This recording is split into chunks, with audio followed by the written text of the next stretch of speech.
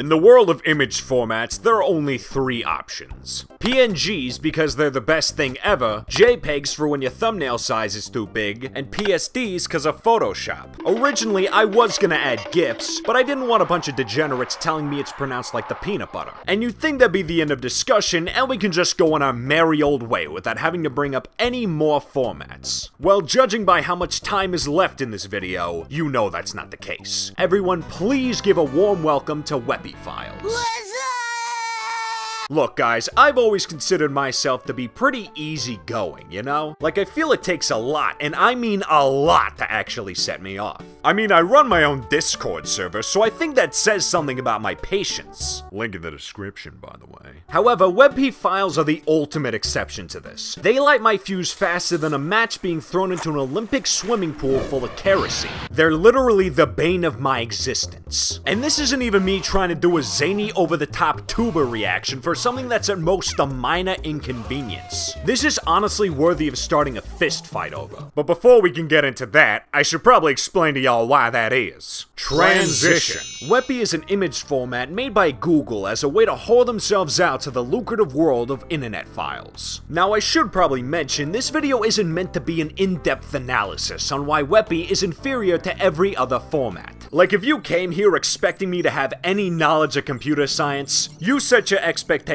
a little too high. So yeah, this isn't gonna be covering its image compression, or color quality, or any other stuff like that. I'm not a dweeb. This is purely from a video making standpoint, because these little shits get in my way all the time. To use some examples from my process, after I've recorded all the lines from my new video, I scour the web for some footage. 95% of the time, this usually just involves me stealing stuff from YouTube. But in the few instances where I need an image, I head over to Google to search what I'm looking for. So I'll look up Robert Pattinson and find a picture that suits my needs. I'll drag and drop it onto my desktop and get ready to move on until I see it momentarily saved with the Chrome logo indicating it's a WebP. Now I'm sure there's a way to examine the image format while it's still in Google, but in my defense, I've been using this drag and drop system well before I ever encountered a WebP for the first time. But in this instance, I let it slide. You know, I may be a bit irritated, but I head back to Google to try again. This time, instead of the old drag and drop, I do the backup strat of right click and choose Save Image As, only to once again have it save as a WebP. Here's where I start doing some of my anger ticks, like I'll start crunching up my face or vigorously knock on my desk. Normally, any other person would just move on and find another image, but stubbornness has always been one of my most admired qualities. So I go even farther by right-clicking and choosing